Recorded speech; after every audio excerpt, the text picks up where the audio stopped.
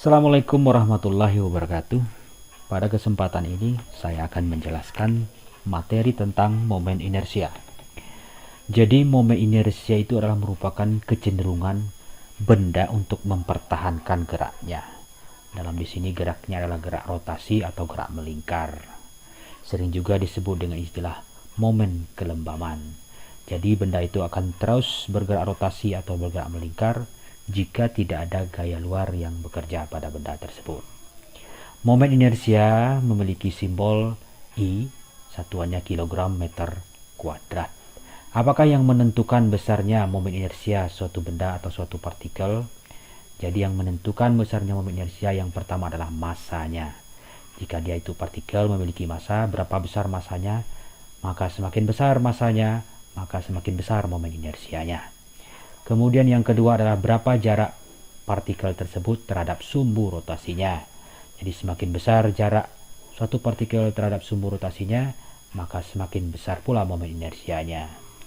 Sehingga secara matematis bisa ditulis I momen inersia sama dengan M kali R kuadrat, di mana M adalah massa dan R adalah jarak partikel ke sumbu rotasinya. Nah, bisa juga kita sebut bahwa momen inersia itu merupakan semakin besar momen inersianya, maka semakin susah benda itu untuk digerakkan atau diputar. Kemudian semakin kecil momen inersianya, semakin mudah suatu benda itu untuk digerakkan atau diputar. Kita ambil contoh pada pemain sirkus. Biasanya seorang pemain sirkus menggunakan galah yang panjang pada tangannya.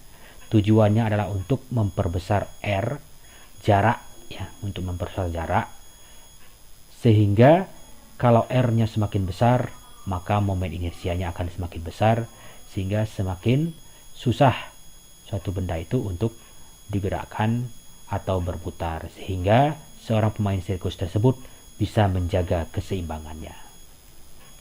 Nah, kalau misalnya partikel yang ada itu lebih dari satu, di sini partikel satu, kemudian ada partikel yang kedua yang jaraknya sama dengan R2 dari sumbu rotasinya, kemudian ada partikel yang lain misalnya R3, M3 dengan jarak sebesar R3 dari sumbu rotasi, maka persamaan ini menjadi I sama dengan sigma MI RI kuadrat.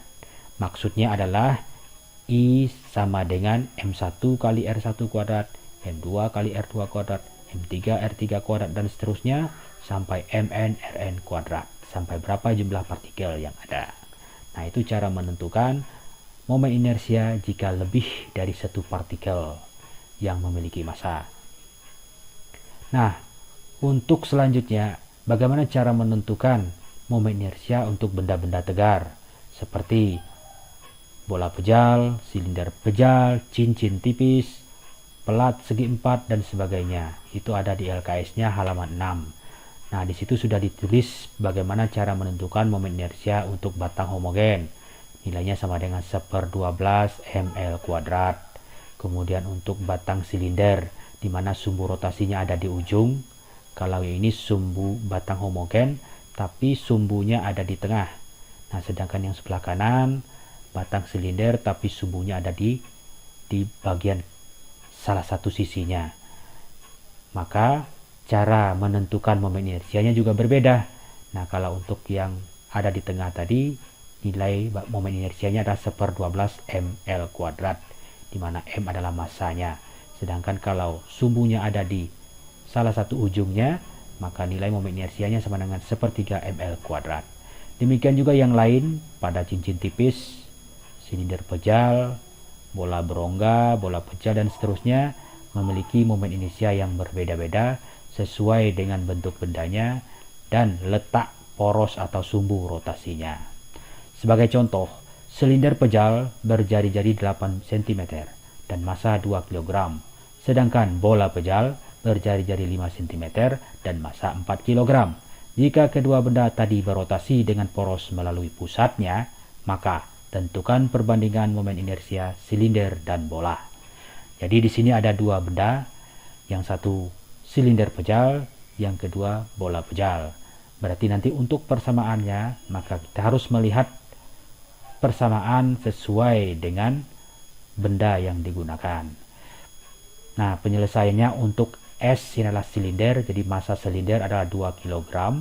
Kemudian jari-jari silinder 8 cm, kita rubah ke dalam satuan internasionalnya yaitu meter, sama dengan 8 kali 10 pangkat min 2 meter. Nah, kemudian untuk massa bola pejal MB sebesar 4 kg dengan jari-jari 5 cm atau sama dengan 5 kali 10 pangkat min 2 meter. Nah, sekarang kita lihat untuk benda yang pertama yaitu silinder pejal. Kalau kita perhatikan pada tabel yang ada di sebelah kiri, silinder pejal, rumus untuk momen inersianya adalah setengah mr kuadrat. Makanya di sini IS sama dengan setengah mr kuadrat. Jadi setengah dikali 2 kg kali jaraknya R, 8 kali 10 pangkat min 2 kuadrat.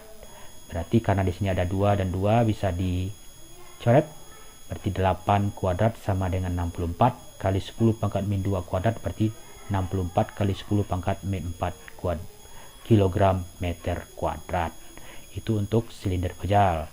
Sedangkan untuk bola pejal, persamaannya tentu akan berbeda lagi. Silinder pejal persamaannya adalah bola pejal persamaannya adalah 2 per 5 mr kuadrat.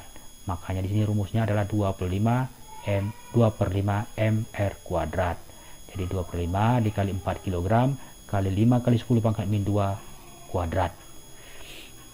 Berarti 2 kali 4 8, 5 kuadrat 25, 8 kali 25 berarti 200 bagi 5 40.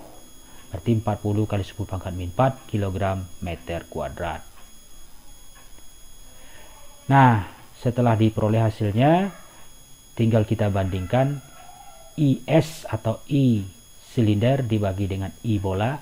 Berarti yang sudah kita peroleh tadi 64 kali 10 pangkat min 4 dibagi 40 kali 10 pangkat min 4 sama-sama dibagi 8. 4 bagi 8 sama dengan 8, 40 bagi 8 sama dengan 5. Berarti perbandingannya adalah 8 per 5. Nah, itulah cara menentukan momen inersia untuk benda-benda pejal.